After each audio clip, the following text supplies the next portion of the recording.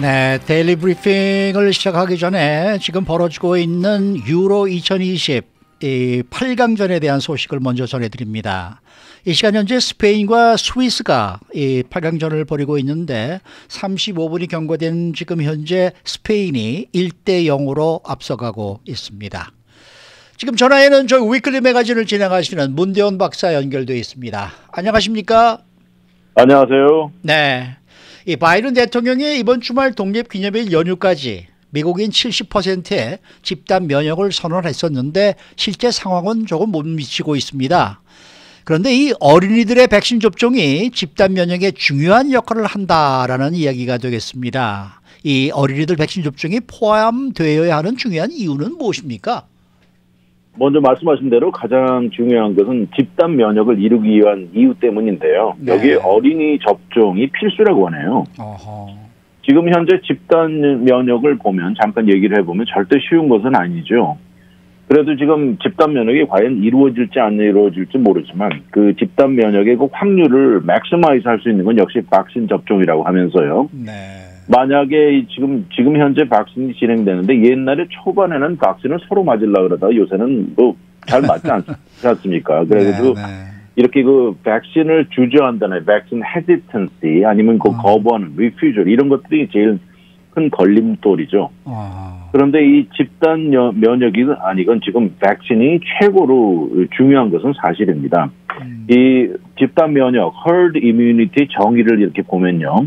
이 감염된 사람이나 백신을 맞은 사람들로 구성된 그 커뮤니티 안에서 네. 전염이 다른 곳으로 번지지 않고 그 안에서 유지되는 것을 집단 면역이라고 하네요. 아하. 우리가 흔히 70%, 뭐 80% 이런 숫자를 듣는데 이런 것도 사실 지역의 상황이나 특징에 따라서 이 집단 면역이 성립되는데 숫자가 조금씩 다를 수도 있습니다. 그런데 여기서 가장 중요한 것은 현재 12세 이하 어린이들이 지금 백신 접종이 이루어지지 않고 있는 현실이죠. 네네. 그게 이제 문제인데 지금 파이저만이 유일하게 12세 이상에게 접종이 승인된 상태이고요.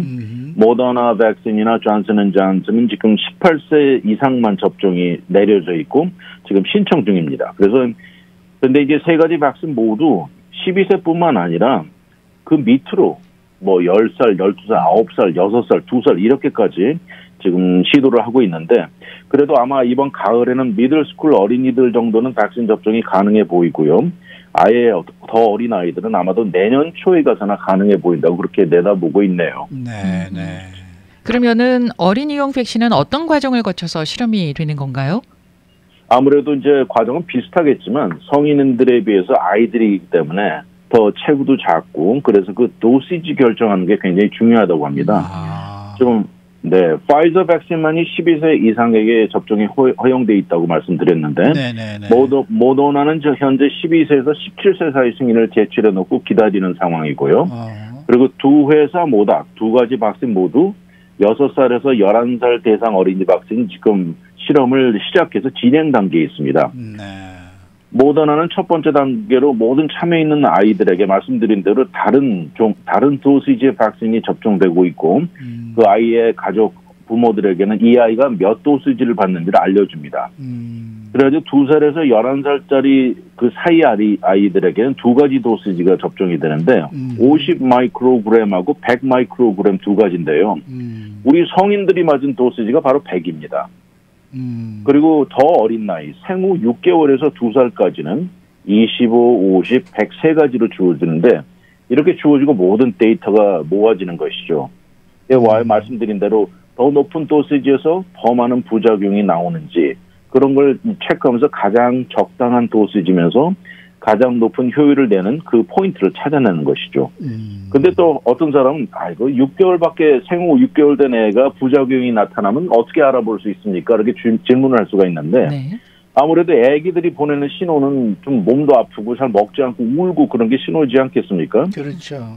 그리고 또 이 모든 백신의 부작용은 주사를 맞고 나서 첫 2주 동안에 다 나타난다고 하네요. 그래서 지금 뭐 12살뿐만 아니라 뭐 2살에서 11살 또 생후 6개월에서 2살까지 이런 단계로 아주 어린이들까지도 백신이 지금 실험 단계에 있습니다. 이 어린이들 백신 접종을 하려면 말씀하신 대로 임상시험을 거쳐야 되는 거 아니겠습니까? 그렇죠. 그렇다면 어린이들도 지원을 해야 될 것이고 또 부모들도 또 허락을 받아 부모들의 동기가 있어야 될 것으로 알고 있는데 이 본인의 그렇죠. 자녀를 임상 실험에 참여시킨 가정들 이야기가 좀 있다면서요. 그렇습니다. 네. 이 말씀하신 대로 부모로서 절대 쉬운 결정은 아니죠. 이게 그렇죠, 그렇죠. 자기가 맞는 것도 아니고 아예 어린 자녀가 그 실험 대상에 오르는 건데. 그렇죠. 이 첫 번째 가정은 캘로웨이 가정입니다. 아주 이들은 그 불행히도 얼마 전에 아주 건강하고 에너지 넘치던 3살짜리 딸이 갑자기 급격히 슬픈 그 병으로 세상을 떠났어요. 이 3살짜리 알리샤가 진단되지 않은 그 타입 1 다이비티스 어린이 당뇨병으로 갑자기 컨디션이 나빠지더니 입원하고 또 뇌가 부풀어 오르면서 결국 며칠 만에 사망한 이런 비극을 겪은 가족인데 네. 그래가지고 이 어머니는 얼마나 마음이 아프겠습니까? 그러면서 그렇죠.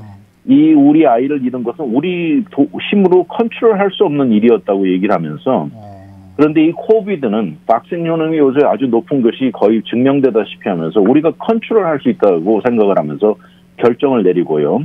이 백신을 접종해서 우리 아이들을 통해서 이런 것을 얻을 수가 있다면 이 당신들의 자녀 또 모든 어린이들을 보호하는데 일조하고 싶다고 해가지고 7살짜리 딸 조지아를 모더나 백신 실험에 참여시키고요. 네. 또 2살짜리 역시 이 백신을 맞았습니다. 그래서 이 모든 병들이 내 가족에게 생긴다면 정말 이거 감당하기 힘들다고 그러면서 자기 3살짜리 죽었을 때 이 죽은 숫자 통계에만 들어가는데 멈추지 말고 이 일을 통해서 더 큰 일을 이루고 싶다고 그래가지고 근데 이분 가족은 사실 이 잃어버린 딸 외에도 가족 친척 중에 그 가족 내력에 병들이 많습니다. 그래가지고 뭐 디프테리아로 돌아가신 분들, 폴리오, 뭐 우핑 코프, 뇌, 심장 이런 가족 내력이 있던 가족이어서 어떻게 해서 조금이라도 다른 사람에게 도움이 될 수 있으면 앞장서게 된 그런 가족 얘기였습니다. 네. 자, 루이지애나의 의사 부부 가족도요. 자녀 3명을 모두 임상시험에 자원봉사시켰다고 하더라고요. 그러게요. 이들은 부부 의사인데 아주 근데 아이들이 어립니다. 제일 큰 애가 6살이고 3살. 막내는 지금 14개월밖에 안 된 딸인데 이렇게 3명을 다 실험에 이제 동참시켰어요. 이 아버지는 소아신경 외과 의사이고 작년 겨울에 그 코비드가 아주 극심했을 때요.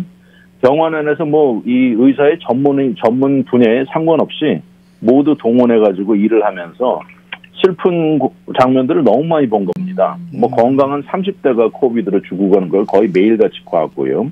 그래서 요새 상황은 조금 좋아졌지만 뭐 뉴스에서도 뭐 많이 나오듯이 요새 변이 바이러스가 점점 더 번지면서 백신을 맞지 않은 사람들을 주로 위협하고 있죠. 그래가지고 이 부부는 3명의 자녀를 파이저 실험에 등록시켰습니다.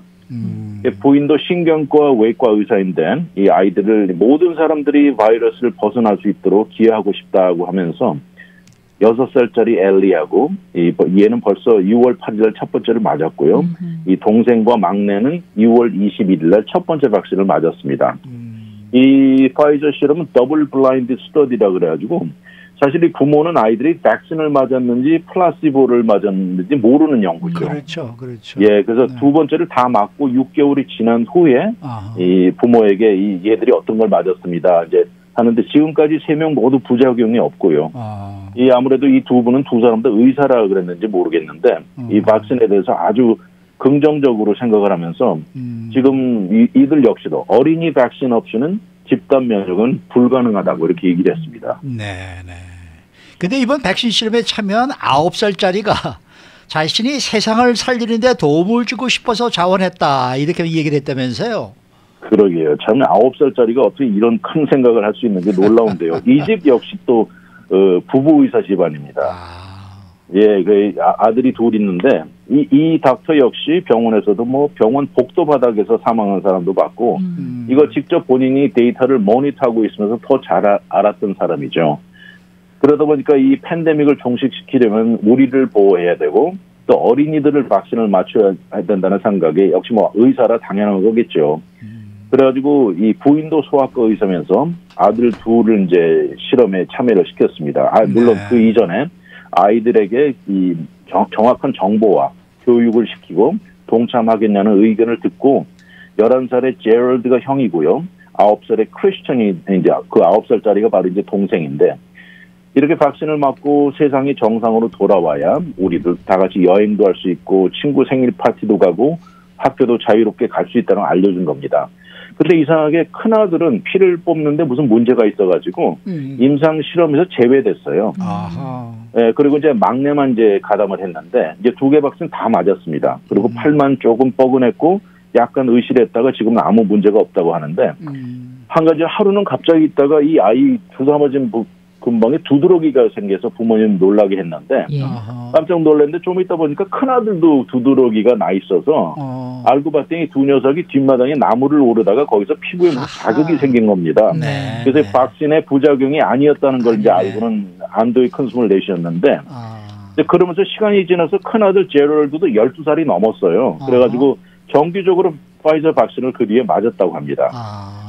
그랬더니 이 9살짜리 막내가 한다는 소리가 자기는 이 세계를 구하고 싶고 세계를 변하게 만들고 싶다고 말하면서 정말 이 의사 아들다운 말을 한 것 같습니다. 네, 네. 어쨌든 다 고마운 일들이죠. 그렇죠. 네, 네. 오늘 말씀 잘 들었습니다. 감사합니다. 네, 그리고 연휴 잘 보내시기 바랍니다. 연휴 잘 보내십시오. 네, 지금까지 저희 주말 방송 위클리 매거진을 진행하시는 문대원 박사였습니다.